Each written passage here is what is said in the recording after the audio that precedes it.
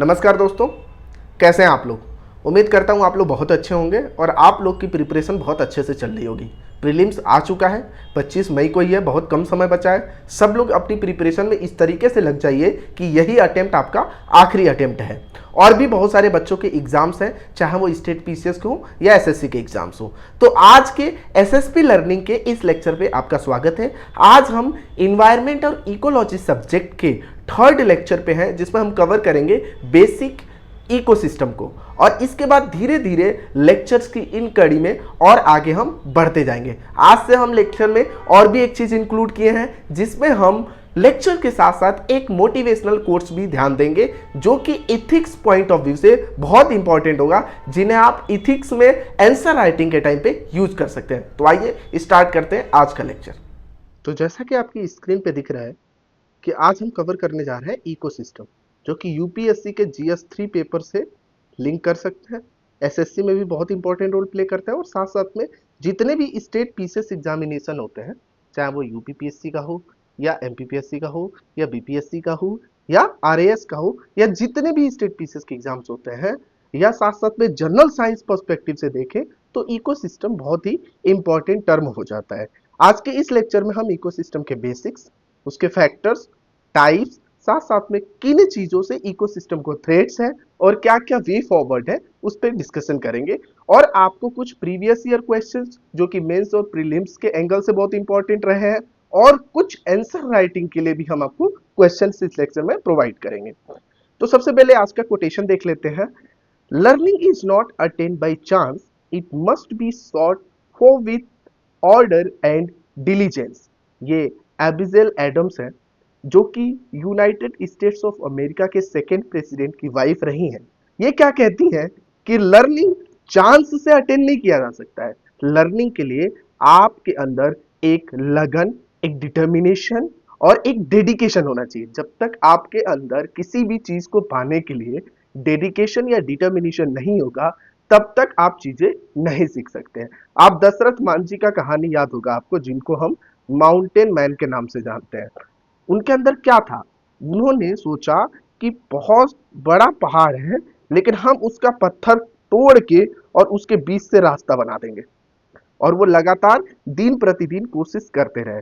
लोग तरह तरह की चीजें उनको बोले, लेकिन वो फिर भी अपने एम, अपने टारगेट से विचलित नहीं हुए। तो क्या दिखाता है कि उनका उनके टारगेट के प्रति एक लगन, एक जिज्ञासा, एक डेडिकेशन, जिसका सफलता क्या हुआ कि एक दिन उन्होंने पहाड़ों को तोड़ के रास्ता बना दिया और सफलता हासिल किए। सेम उसी तरह लर्निंग किसी भी चांस के द्वारा आप नहीं हासिल कर सकते, चमत्कार से हासिल नहीं कर सकते। आपके प्रयास और उन प्रयासों में आपका लगन, आपका डेडिकेशन, आपका डिटर्मिनेशन बहुत इंपॉर्टेंट होता है। इन चीज को याद रखिएगा दोस्तों, और इसे आप इथिक्स के पेपर में आंसर राइटिंग में यूज भी कर सकते हैं। अब स्क्रीन पे आपको एक माइंड मैप दिख रहा होगा, जिसके थ्रू हम इस लेक्चर को कवर करने की कोशिश करेंगे। तो आप चाहें तो स्क्रीन को पॉज करके इसका एक स्क्रीनशॉट ले सकते हैं।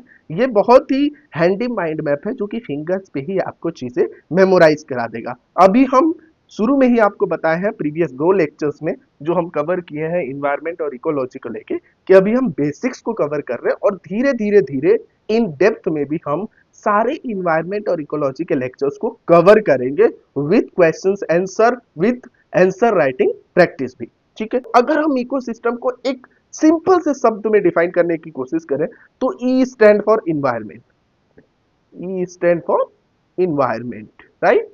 सी stand for climate, and O stand for organism, O stand for organism. ठीक है, तो इन्वायरमेंट, क्लाइमेट और ऑर्गेनिज्म के बीच में जो इंटरेक्शन होता है, वो the survival of life, that is a ecosystem. उसी को हम इकोसिस्टम कहते हैं दोस्तों। यहां देखने लिखा, ecosystem is a system form by the interaction of the community of organism with their environment. और मेनली होता किनके किनके बीच में है? तो आपका आ जाता है एक लिविंग कंपोनेंट्स, और लिविंग कंपोनेंट्स के साथ जो दूसरा फैक्टर होता है वो होता है नॉन लिविंग कंपोनेंट, जिसे हम बोलते हैं एबायोटिक फैक्टर। ठीक है, एरो हम दोनों तरफ दिखा रहे हैं ताकि वो सिंबल से आप समझ जाएंगे कि ये एक इंटरेक्शन का सिंबल है, लिविंग और नॉन लिविंग ऑर्गेनिज्म के बीच में। ये प्रोसेस सिंपल भी हो सकता है, ये प्रोसेस एक कॉम्प्लेक्स इंटरेक्शन भी हो सकता है, जिसमें एनर्जी फ्लो से लेके फोटोसिंथेसिस से लेके मींस फूड सिंथेसाइज से फूड डिकम्पोजिशन तक सारी चीजें इसमें आ जाती हैं। और उसी इंटरेक्शन को जो कंपोनेंट्स के बीच में होता है, जो ऑर्गेनिज्म और इन्वायरमेंट के बीच में होता है, उसी स्टडी को हम बोलते हैं इकोसिस्टम। ये है एक बेसिक इकोसिस्टम का factor of ecosystem. So factor of ecosystem में हम बात करें तो factor of ecosystem mainly divide हो जाता है आपका एबायोटिक फैक्टर और दूसरा बायोटिक फैक्टर। एबायोटिक फैक्टर जिसे आप बोल सकते हैं नॉन लिविंग थिंग्स, हाँ जी, ये क्या है आपके पास नॉन लिविंग थिंग। इसके अलावा बायोटिक फैक्टर जिसे हम बोलते हैं लिविंग थिंग, ठीक है, ये आपका आ गया लिविंग थिंग। अब एबायोटिक में जो पहला पोर्शन है वो है क्लाइमेट। जी हाँ, अब वो क्लाइमेट में क्या है, आपका टेम्परेचर हो सकता है, ह्यूमिडिटी हो सकता है, लाइट हो सकता है, एटमॉस्फेरिक प्रेशर हो सकता है। इसके अलावा एबायोटिक फैक्टर में जो दूसरा पार्ट आ गया वो है इनऑर्गेनिक सब्सटेंस। इनऑर्गेनिक सब्सटेंस जिसमें water, rocks, gases, minerals, minerals में mainly nitrogen, phosphorus, sulphur etcetera, ये सारी इनऑर्गेनिक सब्सटेंस में आती है जो कि एबायोटिक फैक्टर्स होती हैं इकोसिस्टम की। इसके बाद ऑर्गेनिक सब्सटेंस की बात करें तो ऑर्गेनिक सब्सटेंस में आपका कार्बोहाइड्रेट, प्रोटीन्स, लिपिड्स, जो कि लाइफ प्रोसेस के लिए, लाइफ प्रोसेस में क्या क्या चीजें हैं, आपका डाइजेशन हो गया, आपका रेस्पिरेशन हो गया, आपका एक्सक्रीशन सिस्टम हो गया या आपका सर्कुलेशन हो गया, जो एक लाइफ प्रोसेस में जो एक लिविंग ऑर्गेनिज्म के सर्वाइवल के लिए बहुत ही इंपॉर्टेंट होता है, वो ऑर्गेनिक सब्सटेंस होता है और वो भी एबायोटिक फैक्टर में आता है। इसके बाद हम बात करें बायोटिक फैक्टर का, तो बायोटिक फैक्टर में सबसे पहले इनिशियल जो होता है वो होता है प्रोड्यूसर। प्रोड्यूसर मीन जो बनाते हैं, जो फूड को सिंथेसाइज कर सके। और जिन्हें हम बात करें ये किस मोड में फूड को सिंथेसाइज करते हैं, इन्हें हम बोलते क्या है, तो इन्हें हम ऑटोट्रॉप्स बोलते हैं। जी हाँ, ऑटोट्रॉप, जो कि खुद फूड सिंथेसाइज कर सकते हैं। कैसे? With the help of sunlight and chlorophyll, ठीक है, जहां पे कार्बन डाइऑक्साइड और मिनरल्स की हेल्प से, वाटर की हेल्प से वो क्या करते हैं, फूड सिंथेसाइज करते हैं। इसको हम फर्स्ट लेक्चर में कवर किए हुए हैं, लिंक आपके डिस्क्रिप्शन में होगा, आप डेफिनेटली लेक्चर को फॉलो कर लीजिएगा। इसके बाद जो सेकंड है वो है कंज्यूमर। कंज्यूमर में आपका हर्बीवोर्स एंड कार्निवोर्स दोनों आ जाते हैं। हर्बीवोर्स जो कंप्लीटली वेजिटेरियंस होते हैं, कार्निवोर्स जो नॉन वेजिटेरियंस होते हैं। इसके बाद बायोटिक फैक्टर में डिकम्पोजर्स भी आ जाते हैं। जी हाँ, जैसे मान लीजिए कोई भी ऑर्गेनिज्म डेड हो जाए तो उस डेड बॉडी को, उस डेड ऑर्गेनिज्म को भी डिकम्पोजर्स क्या करते हैं कि उसकी बॉडी को डिकम्पोज कर देते हैं और डिकम्पोज करके उसकी बॉडी ऑर्गेनिक वेस्ट में कन्वर्ट हो जाती है। जैसे कि फंजाई या बैक्टीरिया, ये डिकम्पोजर की तरह एक्ट करते हैं। तो ये जो चीजें हैं ये हो गई आपकी बायोटिक फैक्टर। और जो ऊपर चीजें हैं जैसे कि टेम्परेचर हो गया, ह्यूमिडिटी, लाइट, एटमॉस्फेरिक प्रेशर हो गया, या इनऑर्गेनिक सब्सटेंस में आपका वाटर, रॉक्स, गैसेस हो गया, या ऑर्गेनिक सब्सटेंस में कार्बोहाइड्रेट, प्रोटीन्स या लिपिड्स हो गए। तो बायोटिक और एबायोटिक फैक्टर में जो एक कॉम्प्लेक्स प्रोसेस होता है, जो इंटरेक्शन होता है, वही फैक्टर है इकोसिस्टम का, वही इकोसिस्टम बनाता है। Types of ecosystem. So types of ecosystem में आप देखेंगे सबसे पहला जो टाइप है वो है नेचुरल इकोसिस्टम। हाँ जी, अब नेचुरल इकोसिस्टम को हम थोड़ा सा और डेप्थ में जाते हैं। तो नेचुरल इकोसिस्टम में हम सबसे पहले देख लें डिपेंडेंट और सोलर रेडिएशन, जो चीजें सोलर एनर्जी या सोलर रेडिएशन पे डिपेंड करती हैं, वो हो गया नेचुरल इकोसिस्टम में। जैसे कि आपका forest, grassland, oceans, lakes, rivers, deserts, ये क्या है, इनकी जो सर्वाइवल है, जो लाइफ है, ये कंप्लीटली सोलर रेडिएशन पे डिपेंड करती है। अब फॉरेस्ट या ग्रासलैंड का आपको पता है कि ऑटोट्रॉपिक मोड से वो क्या करते हैं, फूड सिंथेसाइज करते हैं। बट अगर सोलर रेडिएशन नहीं अवेलेबल हो पाएगा तो फॉरेस्ट और ग्रासलैंड सर्वाइव नहीं कर पाएंगे। तो ये एक नेचुरल इकोसिस्टम है जो कि डिपेंड करते हैं सोलर रेडिएशन पे। इसके बाद सोलर रेडिएशन के साथ साथ और अल्टरनेटिव एनर्जी, चाहे वो जियोथर्मल एनर्जी हो, चाहे ओशन एनर्जी हो, बहुत सारे एनर्जी पे जो डिपेंड करते हैं वो हो गए आपके ट्रॉपिकल रेन फॉरेस्ट या कोरल रीफ, जो कि ओशंस के अंदर पाए जाते हैं। तो ये दो आपके नेचुरल इकोसिस्टम हो गया, एक completely dependent on solar radiation and second completely dependent on solar radiation as well as on alternative energy. इसके बाद जो दूसरा इकोसिस्टम होता है वो है मैन मेड इकोसिस्टम। एक तो हो गया नेचुरल इकोसिस्टम जिसमें मैन का इंटरफेरेंस नहीं है, जो कंप्लीटली नेचर के द्वारा बनाया गया है, और एक हो गया मैन मेड इकोसिस्टम जो आर्टिफिशियल इकोसिस्टम हम जिसे बोलते हैं, इसको हम बोल सकते हैं आर्टिफिशियल इकोसिस्टम। आर्टिफिशियल इकोसिस्टम में क्या है, विच डिपेंडेंट ऑन सोलर एनर्जी। यहां भी हम थोड़ा सा डिस्टिंग्विश करते हैं, सोलर एनर्जी पे जो डिपेंडेंट है वो है आपका एग्रीकल्चरल फील्ड या एक्वाकल्चरल पॉन्ड्स, यानी जो एग्रीकल्चर फील्ड है जहां पे जो फार्मर्स होते हैं जो बहुत सारे क्रॉप्स को उगाते हैं, वो जो क्रॉप्स होते हैं वो ऑटोट्रॉपिक मोड ऑफ न्यूट्रिशन से ही अपने फूड को सिंथेसाइज करते हैं, और वो एक मैन मेड इकोसिस्टम हो गया, क्योंकि प्लांट जो बो किया जाता है यानी जो बोया जाता है वो किसके द्वारा, मैन के द्वारा, यानी कि वो एक तरह से आर्टिफिशियल इकोसिस्टम में आ गया। इसके अलावा आपका एक्वाकल्चर पॉन्ड्स हो गए, तो ये जो आपके एक्वाकल्चर पॉन्ड्स हो गए ये भी एक तरीके से सोलर एनर्जी पे डिपेंड करते हैं और ये मैन मेड इकोसिस्टम्स में आते हैं। इसके बाद वो आगे जो डिपेंड करते हैं फॉसिल फ्यूल्स, जो मटेरियल कंप्लीटली बरीड हो गए और फिर उसके द्वारा जो एनर्जी मिल रही है उसे हम बोलते हैं फॉसिल फ्यूल, जो कि अर्बन एंड इंडस्ट्रियल इकोसिस्टम जो होता है वो डिपेंड करता है फॉसिल फ्यूल्स पे। ठीक है, क्या फंक्शन ऑफ इकोसिस्टम। अब फंक्शन ऑफ इकोसिस्टम में अगर हम बात करें तो यहाँ पे आपके पास एनर्जी फ्लो, जिसमें energy from the sun is transferred through the food chain. तो फूड चेन के द्वारा एनर्जी जो सन से ली जाती है वो ट्रांसफर होती है, और इसमें एक रूल भी आप पढ़ेंगे, 10% एनर्जी ट्रांसफर। जी हाँ, 10% एनर्जी ट्रांसफर रूल भी आप पढ़ेंगे। तो फूड चेन में हम देखते हैं फूड पे मेनली जो इनिशियल होता है वो प्रोड्यूसर पे डिपेंडेंट होता है, जो कि आपके ऑटोट्रॉपिक मोड ऑफ न्यूट्रिशन होते हैं। जो एनर्जी प्लांट के द्वारा कंज्यूम की जाती है फोटोसिंथेसिस प्रोसेस में फूड को सिंथेसाइज करने के लिए, फिर वो जब डियर के द्वारा घास खा लिया जाता है तो डियर के अंदर उस प्लांट की 10% एनर्जी ट्रांसफर हो जाती है, और फिर जब डियर टाइगर के द्वारा खा लिया जाता है तो जो डियर का एनर्जी है वो 10% टाइगर में ट्रांसफर हो जाता है। तो यही एक है energy flow, energy from the sun is transfer through the food chain, food chain के द्वारा एनर्जी ट्रांसफर होता रहता है। इसके अलावा सेकेंड जो है वो है न्यूट्रिएंट साइक्लिंग। अब न्यूट्रिएंट साइक्लिंग क्या है आप आगे पढ़ेंगे इसी इन्वायरमेंट और इकोलॉजी के सीरीज में, carbon cycle, nitrogen cycle and phosphorus cycle, जिसमें ये सारे एलिमेंट नेचर में ऑटोमेटेड मोड से रिसाइकल होती रहती हैं एक दूसरे के साथ। जैसे अगर हम नॉर्मल नाइट्रोजन साइकिल की ही बात करें तो नाइट्रोजन साइकिल आप देखेंगे कि एटमॉस्फेरिक जो नाइट्रोजन है वो लेग्यूमिनस प्लांट के द्वारा फिक्स किया जाता है, यानी लेग्यूमिनस प्लांट के द्वारा यूज किया जाता है। फिर लेग्यूमिनस प्लांट ऑर्गेनिज्म के द्वारा ईट किया जाता है, फिर ऑर्गेनिज्म में उसकी एनर्जी ट्रांसफर हुई, फिर जब ऑर्गेनिज्म डेड कर जाता है तो डिकम्पोजर उस ऑर्गेनिज्म के बॉडी को डिकम्पोज करते हैं, जिसके बाद उस बॉडी की एनर्जी दोबारा एटमॉस्फेयर में चली जाती है। तो ये एक सर्कल नाइट्रोजन का बनता है। ये मैंने एक एग्जांपल बताया, बट नाइट्रोजन के फिक्स करने के कुछ इंडस्ट्रियल मेथड भी है, वो सारा हम आगे पढ़ेंगे आगे के लेक्चर में जब हम साइक्लिंग पढ़ेंगे तो।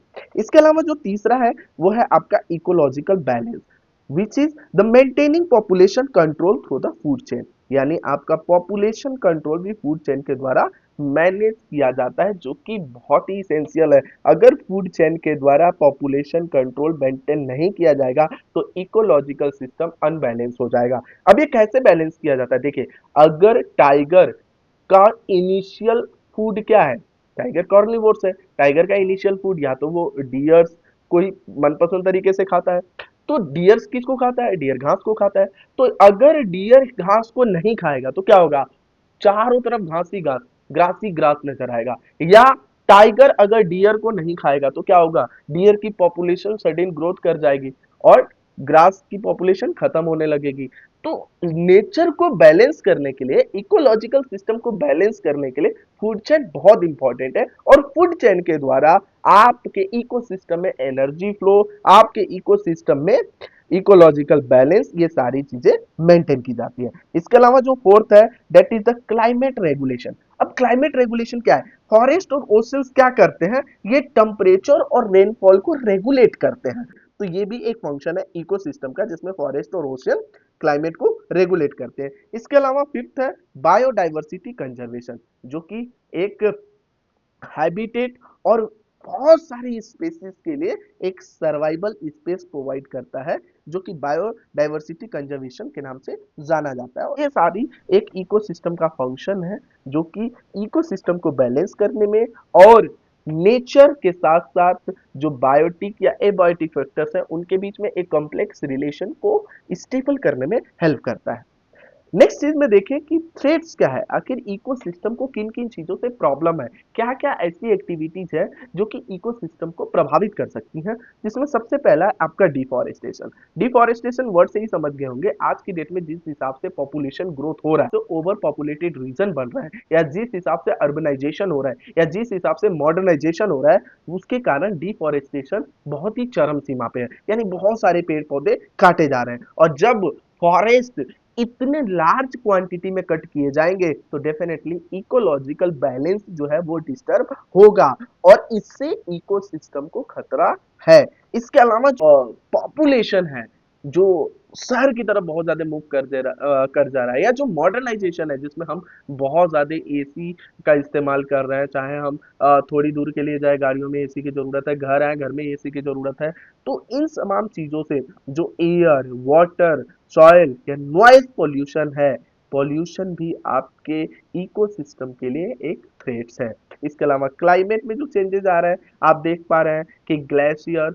दिन प्रतिदिन पिघलता जा रहा है, धीरे धीरे और आपके ओजोन लेयर में भी डिप्लीशन होना शुरू हो गया है। तो इसके कारण जो क्लाइमेट है वो भी चेंज हो रहा है, और क्लाइमेट चेंज भी इकोसिस्टम के लिए एक खतरा है। इसके अलावा आपका over exploitation of the resources, यानी हो क्या है, रिसोर्सेज तो हमारे पास लिमिटेड है। अगर हम फॉसिल फ्यूल्स की बात करें जिस पर हम डिपेंड है एनर्जी के लिए, जिस पे अर्बन इंडस्ट्री जो है वो डिपेंडेंट है, अगर हम बात करें तो वो रिसोर्सेज तो फिक्स है, लेकिन पॉपुलेशन बढ़ती जा रही है। पॉपुलेशन बढ़ रही है तो क्या हो रहा है, आपका डिमांड भी बढ़ते जा रहा है, और जब डिमांड बढ़ रहा है तो जो भी रिसोर्सेज है उसका ओवर एक्सप्लॉयटेशन हो रहा है, यानी बहुत ही ज्यादा यूज हो रहा है, और एक दिन ऐसा आएगा कि वो रिसोर्सेज खत्म होने के कगार पे आ जाएंगी। तो ये इस तरह से ये भी एक इकोसिस्टम के लिए थ्रेट्स है। इसके अलावा आपका हैबिटेट डिस्ट्रक्शन, यानी कि जहां भी लोग या ऑर्गेनिज्म रहने की कोशिश कर रहे हैं, वो क्या कर रहे हैं कि आसपास के नेचर को डिस्ट्रक्ट करके कंप्लीटली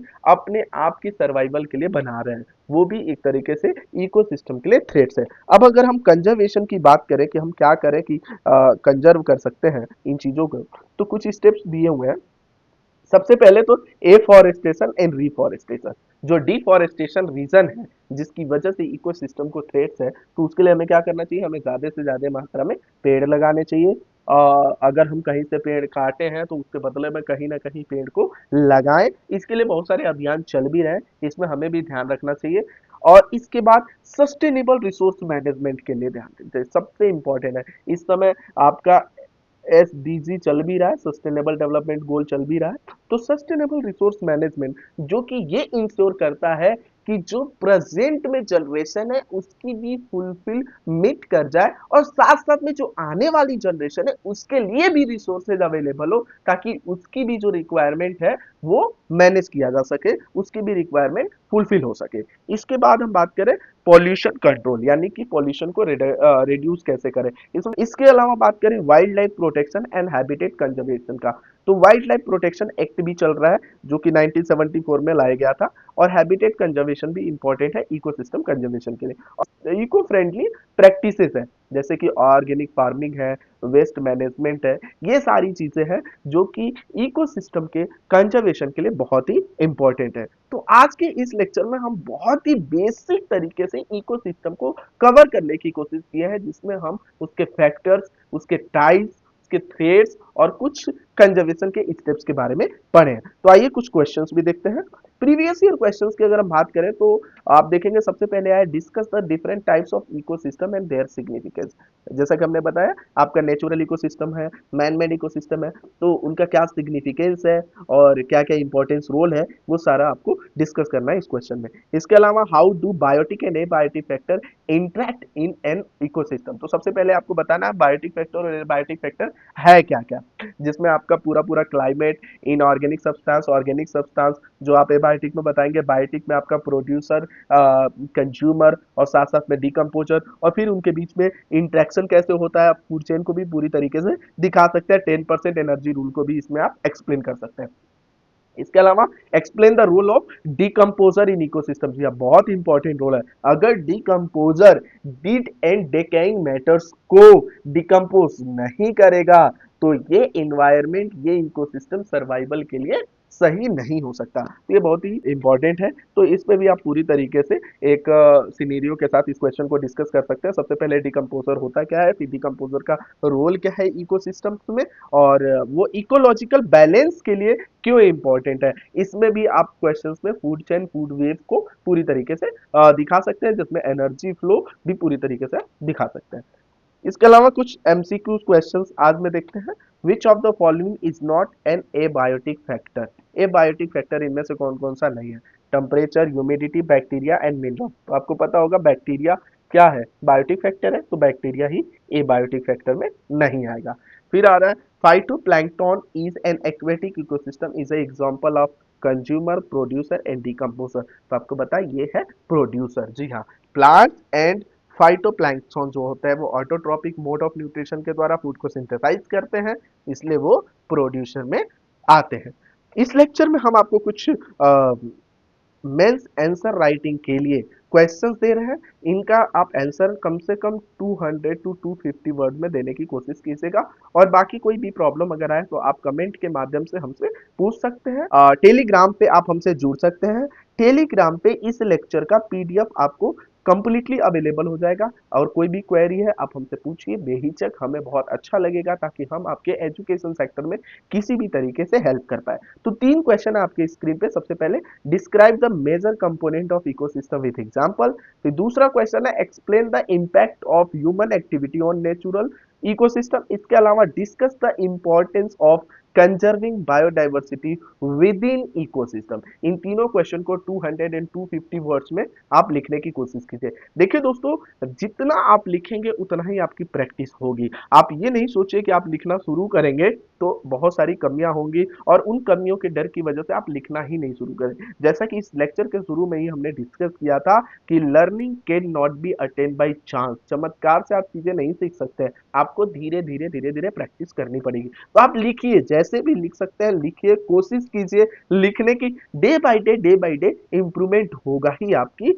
आंसर राइटिंग कैपेबिलिटी में। बाकी किसी भी तरह की हेल्प हो आप बेहिचक हमसे कांटेक्ट कर सकते हैं टेलीग्राम पे या कमेंट के माध्यम से। Thank you so much for this wonderful lecture. मिलते हैं नेक्स्ट लेक्चर में।